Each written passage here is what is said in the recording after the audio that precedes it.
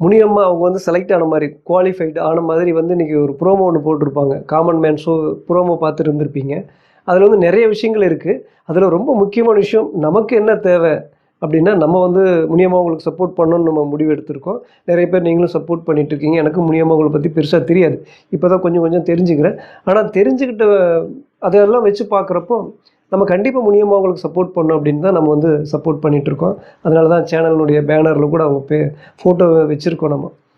இப்போது அந்த ப்ரோமோவில் கூட பார்த்திங்கன்னா, அவங்கள தான் ரொம்ப ஹைலைட்டாக ரொம்ப முக்கியமாக வச்சு காட்டுற மாதிரி இருக்கும். ஆனால் காட்டிட்டு முழுமையாக காட்டாமையும் இருக்கும். ஏன்னா அதில் வந்து நிறைய பேர்த்த வந்து செலக்ட் பண்ணுற மாதிரி அந்த க்ரீன் கலர் கார்டு குவாலிஃபை அப்படின்னு, அது இங்கிலீஷ் வார்த்தை எனக்கு சரியாக உச்சரிக்க தெரியாது, குவாலிஃபைடு அப்படின்னு நினைக்கிறேன். ஓகே, அந்த செலெக்ஷன் பண்ணுற அந்த க்ரீன் கலர் கார்டு வந்து 2-3 பேருக்கு உட்கார்ந்த இடத்துல இருந்தே காட்டுவாங்க. ஒரு சிலருக்கு வந்து பார்த்திங்கன்னா இந்த ரெட் கலர் கார்டு நிறுத்தி வைக்கிறது, காத்திருப்போர் பட்டியல் அப்படிங்கிற மாதிரி நிறுத்தி வைக்கிறதுக்கு வந்து காட்டியிருப்பாங்க.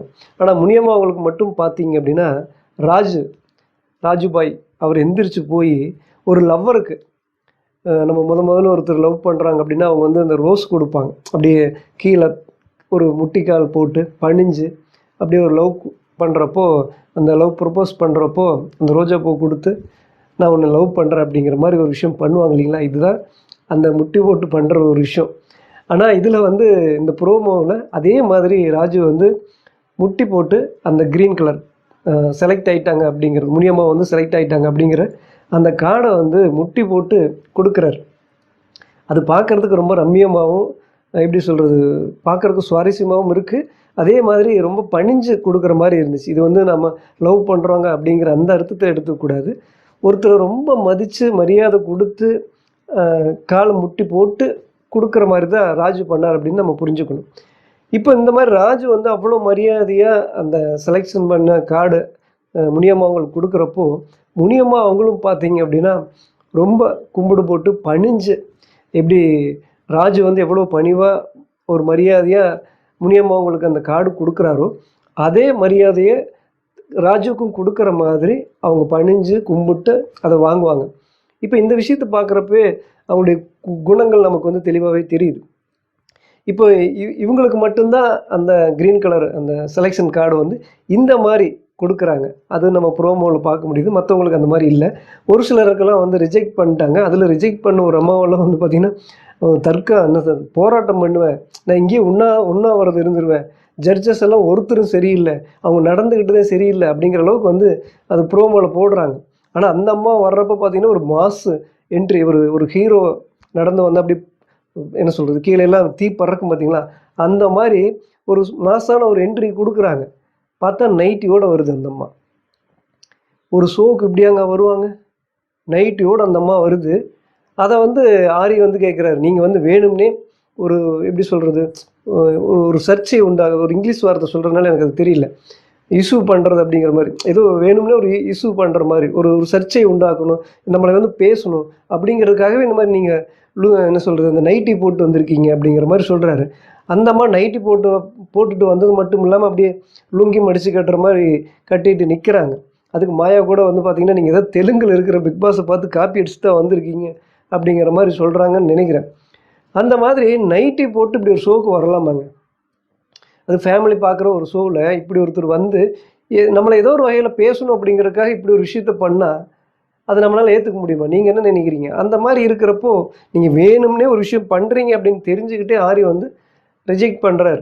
காத்திருப்போர் பட்டியலில் அந்த ரெட் கார்டு கொடுத்து அனுப்பிச்ச உடனே அவங்க வந்து அது வந்து நான் ஜட்ஜஸ் வந்து என்கிட்ட சரியாக நடந்துக்கல, நான் வந்து அது அவங்க மன்னிப்பு கேட்கணும் அப்படிங்கிற மாதிரி ஏதோ பேசுகிறாங்க. அது வரைக்கும் நான் இந்த இடத்த விட்டு நகர மாட்டேன் அப்படிங்கிற மாதிரி உண்ணாவிரதம் அங்கேயே உட்காந்து தற்கா போராட்டம் பண்ணிடுவாங்க போல இருக்குது. அந்த மாதிரி பண்ணுறான். இதையெல்லாம் எப்படி ஏற்றுக்க முடியும்? ஒரு நைட்டி போட்டு ஒரு ஷோவுக்கு வரலாமா? இல்லை ஒரு வேளை இதுதான் பரபரப்பாக மக்கள் பேசணும் அப்படிங்கிறதுக்காக இவங்களும் வந்து விட்டுட்டாங்களா என்னன்னு தெரியல. ஓகே, இதுக்கப்புறம் வந்து பார்த்திங்கன்னா இந்த டாஸ்க் வந்து நிறையா நடக்குது.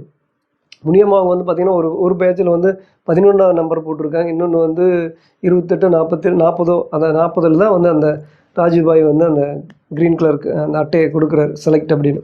அந்த மாதிரி இதில் வந்து நிறையா டாஸ்க் இருக்குது. ஒவ்வொரு டாஸ்க்குக்கும் ஒவ்வொரு பேட்ச் இருக்குது. அந்த மாதிரி தான் அங்கே வந்து 4-5 டாஸ்க் நடந்ததில் அது நமக்கு வந்து ஒரு ப்ரோமோவை போட்டிருக்காங்க. அதில் வந்து பார்த்திங்கன்னா பிக் பாஸில் ரொம்ப முக்கியமான டாஸ்க், போன சீசனில் நடக்காத ஒரு டாஸ்க்கு, ஏஞ்சல் டெவில், அந்த டாஸ்க் வந்து அதில் இருக்குது. அதே மாதிரி வந்து பார்த்திங்கன்னா போன இதுலேயே வந்து பார்த்திங்கன்னா அந்த ப்ரோமோ எப்படி அந்த நிகழ்ச்சி எப்படி நடத்துகிறாங்க அப்படின்னு பிடிஎஸ் அப்படின்னு நினைக்கிறேன். அந்த மாதிரி ஒரு ஷார்ட்ஸ் வீடியோ ஒன்று போட்டிருந்தாங்க இல்லையா, அதில் வந்து பார்த்திங்கன்னா அந்த ஒரு ஒரு சேர் இருக்கும், அதையெல்லாம் எடுத்து அள்ளி போட்டுட்டு இருக்கிற மாதிரி அதையும் நம்ம காட்டியிருப்பாங்க. ப்ளூ டீம் ரெட் டீம் அந்த மாதிரி அந்த இடம் காட்டுறாங்க. ஆனால் அதில் அந்த மாதிரி டாஸ்க் எதுவும் இல்லை. அப்புறம் மாயாவும் இன்னொரு பொண்ணும் வந்து குடத்துல சண்டை போட்டுக்கிறாங்க, குழாயடி சண்டை போடுற மாதிரி பிளாஸ்டிக் குடத்தை எடுத்து சண்டை போட்டுக்கிறாங்க. இப்படி ப்ரோமோ இப்படியெல்லாம் போகுது. அதில் வந்து ஒருத்தர் பேசுகிறாரு, நான் பிக் பாஸுக்கு இப்படியெல்லாம் பண்ணுவீங்களாப்பா அப்படிங்கிற மாதிரி நான் பார்த்துருக்கேன். தம்ப்லைன் மட்டும்தான் பார்த்துருக்கேன். முட்டி போட்டு பிக் பாஸில் வந்து என்னை எடுத்துக்குங்க அப்படின்னு முட்டி போட்டு நடந்து வேண்டுதலை பண்ண மாதிரி ஒருத்தர் ஃபோட்டோ மட்டும் நான் பார்த்துருக்கேன். அந்த வீடியோ பார்க்குறக்கு எனக்கு இஷ்டம் இல்லை. எங்கள் பிக் பாஸ் போகிறதுக்காக இப்படியா வேண்டுவாங்க? குடும்பத்தில் ஏதோ நல்லது விஷயம் நடக்கணும், ஊருக்கு ஒரு நல்ல விஷயம் நடக்கணும்னா கூட இப்படி கடவுள்கிட்ட வந்து முட்டி போட்டு வேண்டிக்குவாங்க. சில முக்கியமான வேண்டுதல்கள்லாம் நடந்ததுன்னா அந்த மாதிரி முட்டி போட்டு ஒரு கிலோமீட்டர் 1.5 கிலோமீட்டர் மணல்லே நடந்து போகிறவங்களாம் இருக்காங்க. வேளாங்கண்ணி கோயில் இருக்குது இல்லைங்களா, வேளாங்கண்ணி கோயில், அந்த கோயில் அந்த மாதிரி விஷயங்கள் அடிக்கடி வேண்டுதலை பண்ணுறவங்கள பார்க்க முடியும். அந்த மாதிரி பிக் பாஸ் ஷோவில் கலந்துக்கிறதுக்கெல்லாம் இப்படிலாம் பண்ணுவீங்களா? பிக் பாஸ் மேலே இப்படியும் பைத்தியம் பிடிச்சி திரிவாங்களான்னு தான் சொல்ல தோணுது. ஏன்னா முட்டி போட்டு நடந்து என்னை எடுத்துக்குங்கன்னு சொல்கிறதெல்லாம் ஒரு தகுதியா? அதெல்லாம் ஒரு திறமையா? யோசிச்சு பாருங்க மக்களே. அவரை வந்து கூப்பிட்டு வச்சு அதையும் காட்டுறாங்க. அப்படியே போகுது 1, 2 அப்படியே டாஸ்க் இந்த மாதிரிலாம் காட்டுறாங்க. இந்த ப்ரோமோவில் பொறுத்த வரைக்கும் நமக்கு என்ன தேவை அப்படின்னா, நம்ம என்ன பார்க்கணும் அப்படின்னா, முனியம்மா அவங்க வந்து இப்போ இந்த டாஸ்க் வந்து பார்த்திங்கன்னா ஒவ்வொரு டாஸ்க்குக்கும் செலெக்ஷன் பண்ணி அதே மாதிரி நிறுத்தி வைக்கிறது அந்த மாதிரி இருக்குமோ அப்படிங்கிறது தான் இருக்கும்னு நினைக்கிறேன். ஒவ்வொரு டாஸ்க்கும் செலெக்ஷன் பண்ணுவாங்க, ஒவ்வொரு டாஸ்க்லையும் நிறுத்தி வைப்பாங்க அப்படி தான் நினைக்கிறேன். அதனால் அது எத்தனாவது டாஸ்கில் வந்து முனியம்மா அவங்களை வந்து செலக்ட் பண்ணாங்க அப்படிங்கிறது தெரியல. ஆனால் ஒரு விஷயம் தெளிவாக இருக்குது, இந்த காமன் மேன் ஷோவே வந்து பார்த்திங்கன்னா முனியம்மா அவங்க தான் ஃபேமஸ் ஆகிட்டே இருக்காங்க. அவங்களுக்கு தான் சப்போர்ட் அதிகமாக இருக்குது, அவங்க தான் தெரிகிற மாதிரியே இருக்குது, அவங்களுக்கு தான் முக்கியத்துவம் அந்த ப்ரோமோலையும் கொடுக்குற மாதிரி இருக்குது. அந்த மாதிரி இருக்கிறப்போ கண்டிப்பாக எனக்கு ஒருத்தர் தான் எடுப்பாங்களா, 5 பேருன்னு சில பேர் சொல்கிறாங்க, சில பேர் ஒருத்தர்னு சொல்கிறாங்க, எப்படிங்கிறது தெரியல.